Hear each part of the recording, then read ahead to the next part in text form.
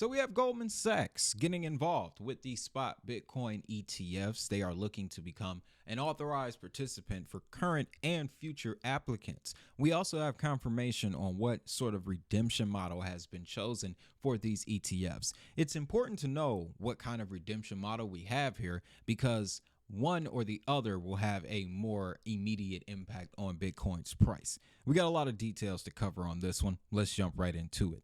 According to a CoinDesk report citing anonymous sources, the leading investment bank is currently holding discussions with the appropriate parties in a bid to become an authorized participant for the asset managers ETF once they receive approval from the SEC. This revelation comes shortly after BlackRock and other asset managers recently met with the SEC to discuss amendments to their filings, updating their fund redemption to a cash-only module.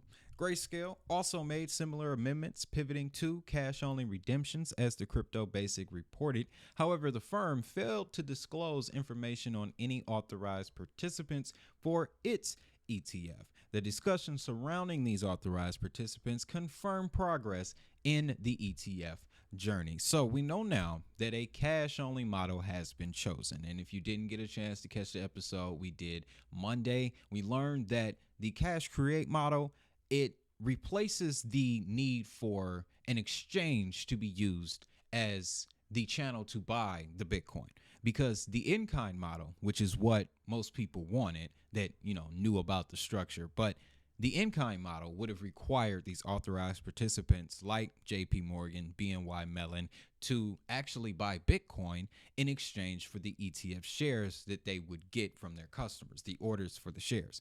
This cash create model actually allows these authorized participants to use the cash that they already have on hand.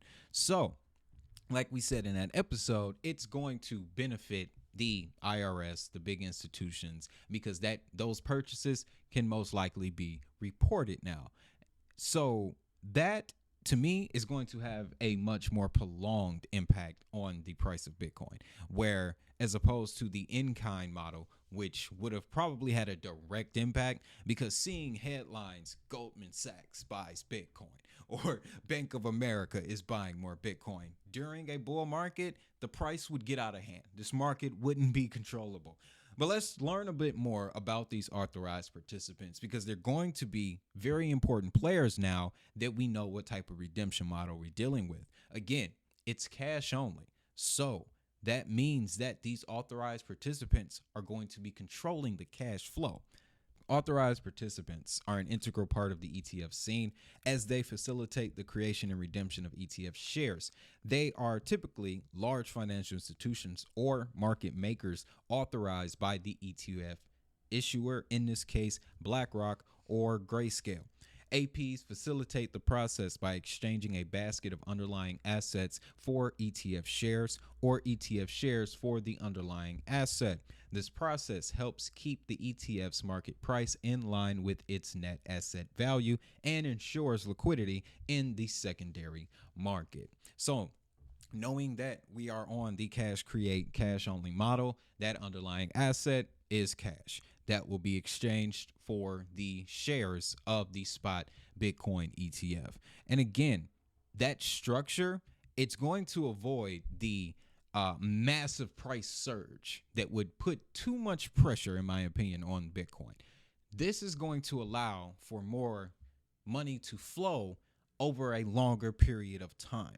Because again, before this, traditional banks, traditional financial institutions, they didn't have a direct route to be exposed to Bitcoin.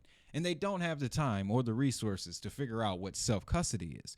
So now that they have a regulated channel, the institutions that have been waiting to get involved with Bitcoin, man, they're about to come rolling. Let me show you a list of the current ETF applicants right now, and I want us to focus on the authorized participants.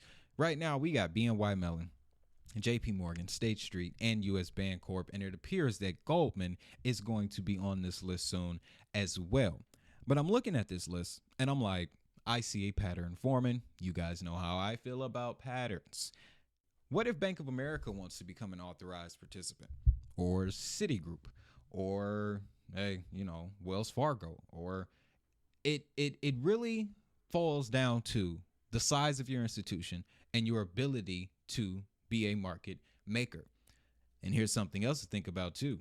I know of a number of crypto projects that can create that type of infrastructure. And the whole name of the game is the tokenization of traditional financial products. So put a star by that, because I just did.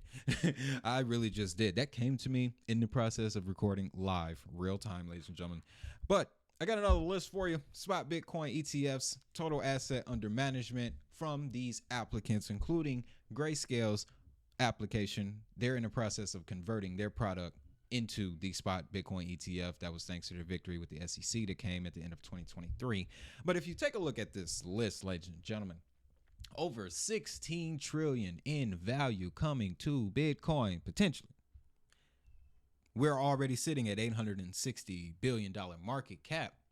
We just need a little bit from one of these companies, and we have several. So again, it boils back to the redemption model and why I believe that this could affect Bitcoin's price throughout the entire cycle. That's the type of setup that we're looking at here. And it's going to be more so a thing where on January 10th, whether we get approved or denied, we won't see a major move.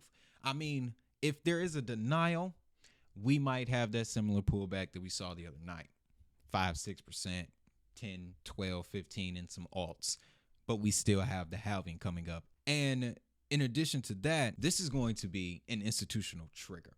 And what I mean by that is it's going to bring validity to the other exchange traded products that focus on blockchain technology and other crypto assets. Like with this structure being put in place, I can definitely see this happening for Ethereum in 2025.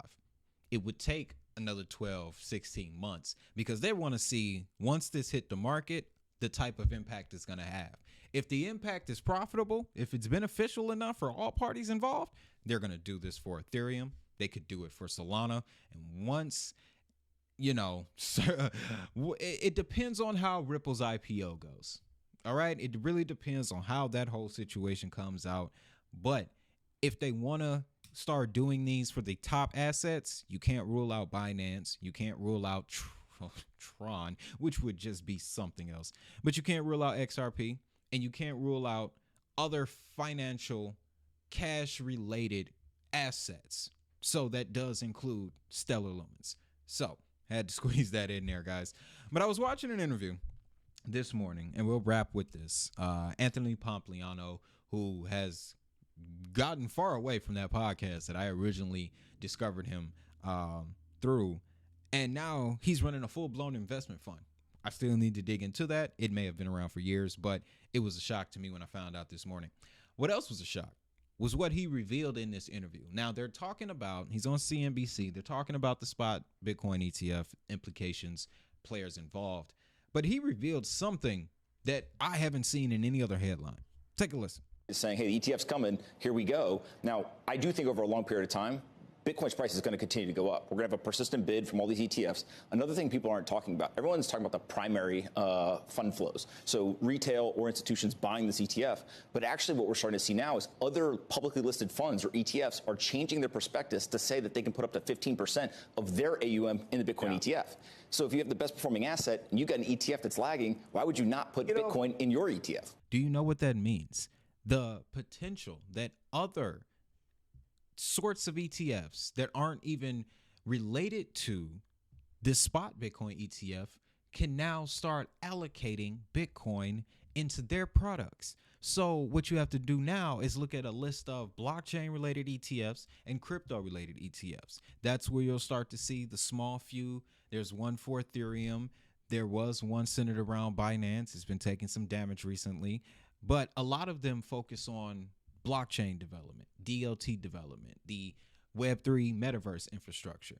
There is a metaverse market growing on Bitcoin. Just take a look at the ordinals. Don't worry, we will be doing that this month. But with that, guys, I think this Bitcoin ETF landscape, it's happening. It's going to get approved. There is a way for both parties to benefit. Okay? The legacy and us Bitcoin holders. So that's going to set the stage for 2024.